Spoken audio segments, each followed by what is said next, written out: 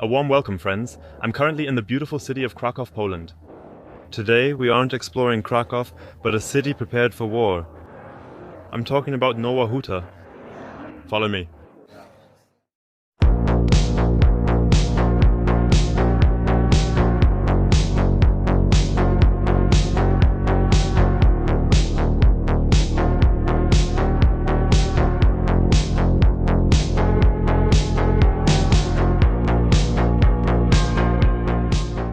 But before we head to the city of Nowa Huta, let me show you how crowded Krakow is, guys. I've rarely seen such a touristy place.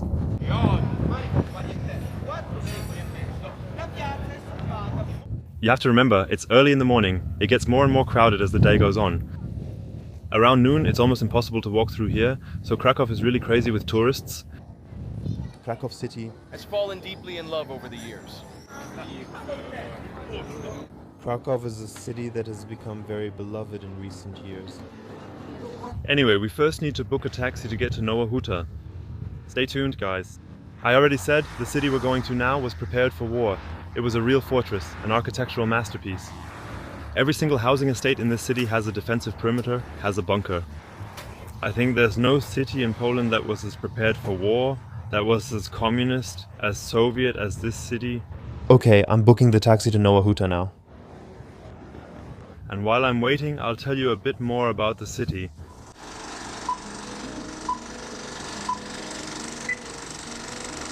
After World War II, Poland was under strong influence from the Soviet Union. During this time, the vision of Nowa Huta was created, a classless modern city for workers that was planned as a communist utopia. But history turned out differently than expected. The center of Krakow, with its hundreds of churches, was resistant to communist influence. The government's response? A new city that was meant to overshadow Krakow. Tens of thousands of people were brought from small towns and villages to Nowa Huta. They were promised a better life. At the heart of the city, the Lenin Steelworks was built, which at its peak employed 40,000 people. The architecture of Nowa Huta reflected the Soviet vision of an ideal socialist city. Generous boulevards, wide streets and squares were meant to promote collective life and spirit. Despite all efforts, communism was not embraced in Nowa Huta. There was resistance, which culminated in the 1988 strike at the Lenin Steelworks and ultimately led to the collapse of the communist system in Poland. Nowa Huta was meant to embody a bright future. Today, the city stands as a monument to a failed utopia.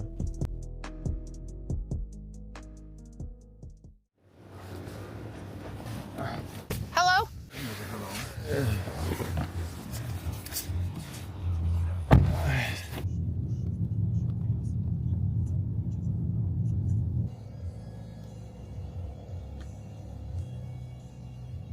So, I finally reached Nowa Huta. You've already learned a lot about the city's communist history from the black and white film.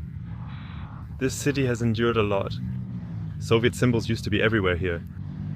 And today, yes, the city is more of a hipster place. There are lots of fancy cafes here. The square was renamed from Centralny Ploshad, which means Central Square in Russian, to Ronald Reagan Square. So, it's the complete opposite, named after the American president. Yeah, guys, let's go and look for it. Let's check out the city and notice how it differs from Krakow. There's not a single person at the central square of the city. This used to be the center of the city. That means back then, everyone used to meet in this park after work. Yes, and they spent their time after work together as a group. That has changed too. You've seen some drone footage already. And yes, from above you can really see how symmetrically and thoughtfully the city was constructed. Especially when you consider that it was based on defensive considerations. From below, the whole thing is relatively inconspicuous. But now we're diving right into the thick of things. Let's go, music. Guys, he's pretty good at flipping his bottle.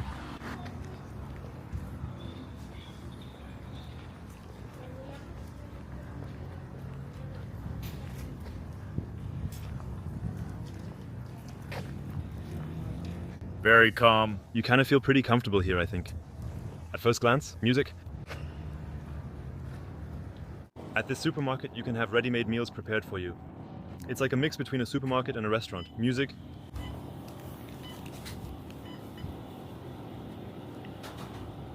I can understand, when I walk down the street here, why it was conceived as a communist utopia.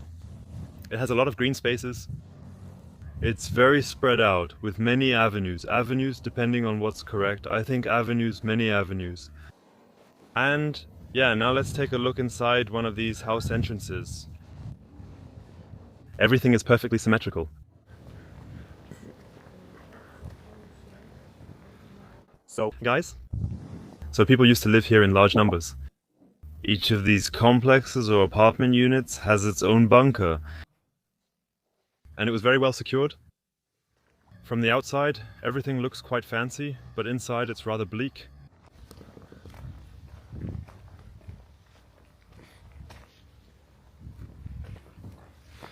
You could hang your laundry here. Music.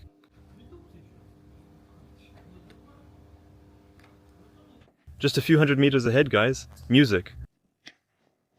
Everything looks the same here. You can really tell this is like, well, the city is made up of a bunch of these complexes, and each complex is almost like its own city, you could say. You have playgrounds in the middle, you have a small kiosk, a supermarket. You could stay in your own block by yourself. You were safe. Here you can see it, guys. Here, for example, playgrounds for the kids, and then just houses for 100 meters. There were also things like hospitals and doctors. I don't really speak Polish, but from the Russian word storowi, I can tell it says Storowia here. Polish is actually quite similar to Russian. Yes, so in these complexes you had and actually still have everything you needed. But now we want to continue exploring the city. There isn't too much in the apartment blocks. Music unintelligible. Będzie za jakiś tam... przejdzie pan prosto down the street and there will be a bus stop and a bus stop to go to. Russian is similar. Podobne, no. You understand, right? How many years have you... How long have you lived here? How old am I? The exit is there. How many years? How old is the Lord's Ark? Is that what you mean? It's been standing there for a long time. Wait, I got married there. A wedding, you know, that was in the year 1984. It's definitely been standing for 40 years for sure. No, my Polish is very bad, no. Yes, go ahead, thank you. So, if I understood that correctly, it's possible for Poles to understand Russian, but for Russian-speaking people, it's almost impossible to understand Polish. Damn guys, I have to learn Polish. It could also be that we had a 5-minute conversation where neither of us understood each other. Yeah, that's not bad. Just talking about anything for 5 minutes, nobody actually gets what's being said. It could be like that, but maybe she understood me. Between the apartment blocks, I've shown you one, there was once a big Lenin statue in the center. Right here, guys. As I said, I'll show you some pictures now. And why am I telling you this? Because there's a funny story behind this Lenin. Someone put shoes in front of Lenin, a jacket, a bicycle, and wrote a poem in Polish on the Lenin statue. Here, take the shoes, take the bicycle, take the jacket. Then, so to speak, get out of the city. People couldn't part with this Lenin or get rid of him. That is, until after the collapse of the Soviet Union, or around that time, a Swedish businessman said, "I'll buy this Lenin."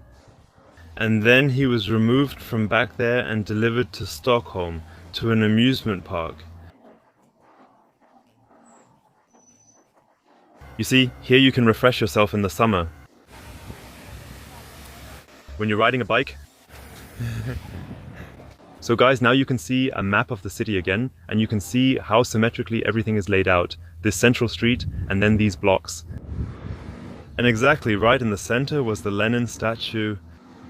And now they've divided it up a bit more systematically. Here's the shopping area. You can buy clothes here. Nicely done, guys. On the left side of the apartment blocks is the oldest restaurant in the whole city, called Stylowa, a mix of style and stylowaja. And you know, guys, stylowajas were especially famous during the Soviet Union era, those typical canteens that existed back then. These canteens hardly exist in Poland anymore, at least not in Krakow. And in Nowa Huta, I think this is also the last canteen.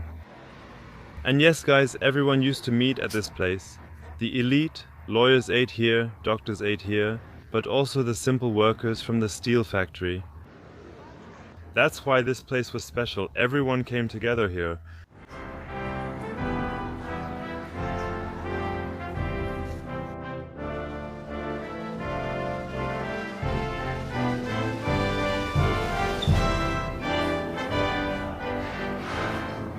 Yes, this is likely the last Lenin in Nowa Huta in Krakow.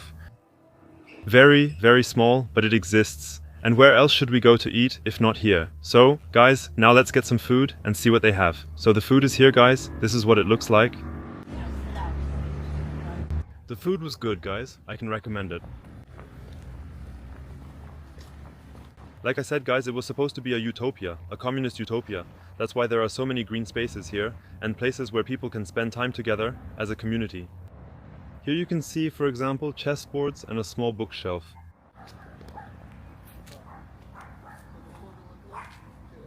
In this bookshelf there's actually a Polish-German dictionary, guys. Honestly, I could really use that for the trip.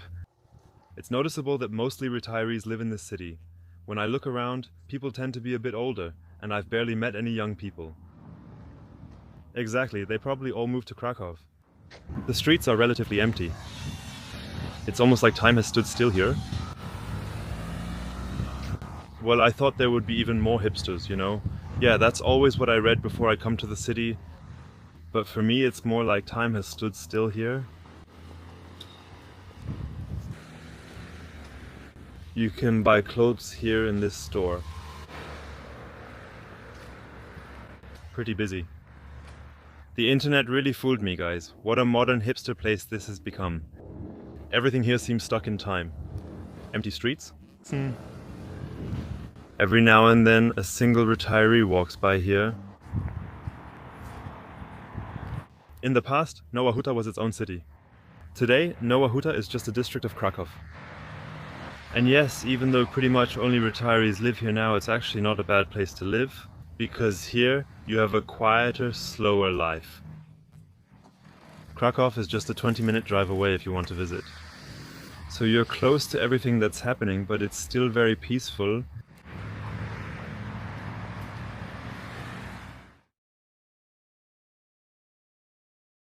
Even though Nowa Huta has done its best to remove all Soviet symbols from the city, you can still feel that Soviet vibe, of course.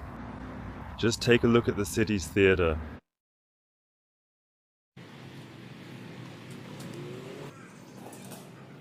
Of course, no communist or socialist city would be complete without a tank. Thank you very much. I actually didn't know anything about this monument. I just happened to come across it by chance. Not bad, guys. This tank commemorates how the Red Army drove Nazi Germany out of the country and liberated it.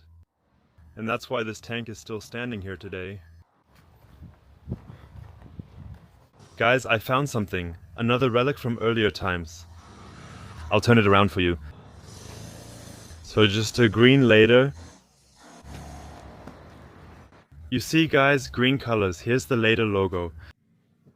Yeah, guys. You rarely see paths like this in Poland. Here's another unusual vehicle. I've never seen anything like this before. Huta im Lenina. Interesting, guys. This is an old vehicle that was used to transport people to the steelworks, I would say. Because I think, guys, Huta also kind of referred to this steelworks. And the steelworks was called Lenin. Back then, people were transported to the steelworks in large numbers with this. Yeah. Write in the comments what car brand this is. Or if this is some homegrown Polish creation. Here you can see the logo. Tell me, guys. So, if you walk around the streets a bit, you really see some parts of Nowa Huta's history.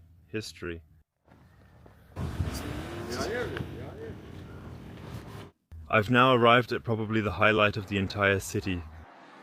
Before I tell you anything about it, let me first show you what's standing in front of me right now.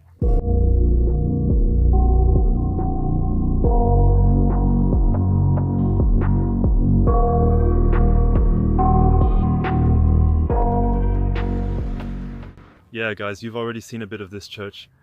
But what's the story behind this church monument? This church is called Akapana, which translates to Ark of the Lord. And you have to imagine, as I already mentioned in the intro, Nowa Huta was supposed to be a place without faith, a place without God. Faith was not tolerated here either. But the people in Poland have always been very religious. You could already see that in Krakow. In Krakow, there were hundreds of churches. Here, there wasn't a single one. And then the people here placed a wooden cross on this hill. And yes, even this wooden cross was not tolerated. There were, yes, conflicts between police officers, between soldiers and the citizens of this city. And the citizens defended this wooden cross with their lives. After that, these authorities, well, the authorities, but also soldiers and police officers, accepted the wooden cross. And it was allowed to remain, but the construction of a church was still not approved. Yes, I said the wooden cross stood on the hill, but that wasn't entirely correct. It was actually in front of the hill. And that was the wooden cross that people defended with their lives. So the wooden cross was tolerated, but building a church was still not allowed. So what happened? The Archbishop of Krakow then held the services outdoors, so outside. Here there was a church without a church building, and even that was not tolerated. But gradually, the authorities could no longer stop or prevent it. People met here outdoors. And years later, at the end of the 60s, the construction was approved. The church was built gradually. And yes, folks, this is an exciting place. As I said, people fought to turn a place without religion, without God, into a place with God. And that's what this church represents, this huge monument. Unfortunately, you can't just go inside that easily. But you can see it from the outside. The story behind it is, of course, very exciting. After church, I walked back to where the journey began, to the central square of the city. And this is where we end the video. But I forgot to show you one or two things. I'll show them to you now. By the central square, there's a place I would have expected in Nowa Huta, since people often say it's become modern and hipster-like. All day in the city, I never had that impression. But here, behind the central square, there's a place that exactly matches those descriptions. I'll show it to you. You have these nice food stalls everywhere here. Here is a cultural center of the city. An open-air stage back there. So it's really cool here. So this is where younger people hang out. On the other side, you see a couple of, pizzerias, mushrooms, like I said, the open-air stage.